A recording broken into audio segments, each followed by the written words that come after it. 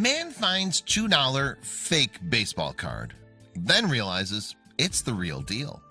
The man figured that he would just go to one more store before he went home. At the very least, it would be a good way for him to kill some time before he had to get on his flight.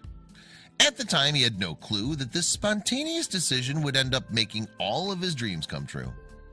From the corner of his eye, he noticed a card that shouldn't have seemed different from any other, but that would end up changing his life. There are people out there who enjoy collecting things, and a lot of the time there's no limit to what people will collect. Personally, my favorite is collecting books, but collecting stamps, coins, and baseball cards have been popular since the 1840s. Collecting things seems to come pretty naturally to some people, and it's an undeniable fact that collecting certain things can become extremely expensive. There are certain things that are required to get the most money from your collectibles. The first thing to remember is that the item must be pretty rare, because the more uncommon an item is, the more money it's worth. Also, the item has to be in perfect or near perfect condition. The age of an item is also pretty important as well. It's also the most exciting aspect of collecting things to many people. When the man found an old card in the shop, he could barely keep his composure. Throughout the years, the man had seen plenty of baseball cards, and he developed a good sense of picking out originals.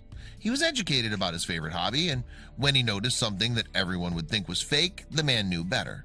Dale Ball from Visalia, California had started collecting baseball cards when he was a small child. He was interested in everything about baseball, but his absolute favorite part was collecting every and any card that he could find.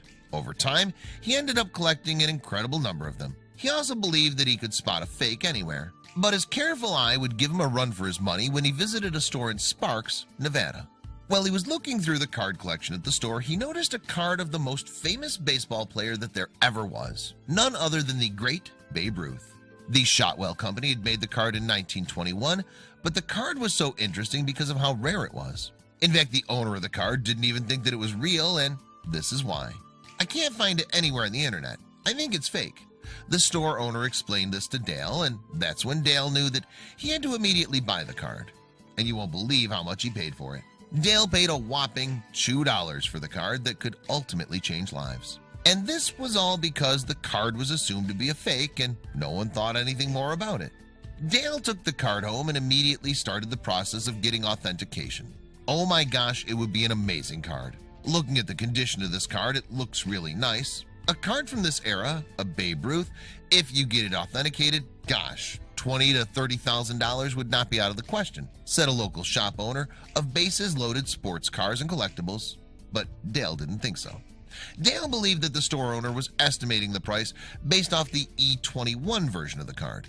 The card that Dale found was actually the Shotwell W575-1 Babe Ruth card. You know, the one that everyone's looking for because it could be worth millions of dollars. But the first step was getting it professionally graded by the Beckett Company. Then Dale could get a ballpark figure of how much it was worth. As it turns out, the card is worth millions. When Dale got the card back from the Beckett Company, Dale was told that the card was truly the rarest Ruth. "God blessed me, and I intended to bless the guy that I got it from. I'll go back to the store when it's all over and give him a proper payment." Dale adds that if that's the case, "I told him my family's welfare depends on it. Bidding starts at $2 million. But now Dale is more than happy to keep holding on to the rare card. Maybe he's planning on keeping it for his son's expanding baseball card collection. After all, it would be quite the collection, especially since Dale had started collecting when he was a child. It has to be a bit difficult to sell something that you've been collecting for your entire life, especially for a little bit of money. But Dale was looking at a lot of money. Dale had already turned down 3 different multi-million-dollar offers for the card, but he's refused to sell it or even give an idea of what he'll be doing with the card in the future. And that's honestly something that surprises us a lot. You know that if you were given the card, you'd sell it in a heartbeat. There has to be something else going on with Dale. The first thing we need to think about is what causes people to start collecting things in the first place, and what actually defines a collection. A person who truly collects things will have an emotional connection that makes money and time worthless compared to the joy that comes with each object. And what's better than owning things that make you happy? The thrill of chasing something that you desire is the biggest motivation for collectors. It may start out as a small interest or hobby, but when you add the thrill of the chase to it, the collection and the excitement tend to grow rapidly. This is what causes collectors to search for rare pieces, just like the Babe Ruth card that Dale found. It might not make any sense to us to have more than one of the same card, but for the collector, they want to acquire all the colors of each card, the record, and the plate or stamp. To collectors, they're not wasting money buying the same thing more than once. It's worth it to create the emotional connection they have to each one. So why couldn't they find the card on the internet? The owner of the store said that he wasn't able to find anything about it when he searched it. Well, he believed that it was fake, but there's something else going on. The internet's a big catch-22 for those collectors out there. Sure, you can find anything on the internet, but it takes away the experience of stumbling across something valuable. There's some collectors out there that don't have the desire to finish their collection. After spending years of your life collecting something, would you want it all to come to an end? What would you do if you had nothing else to collect? So some collectors will only look for things in person instead of searching the internet. There's also a nostalgic explanation as well.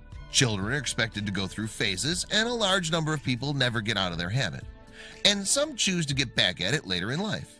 These people could be using their hobby or collection as a safety net to connect to their past.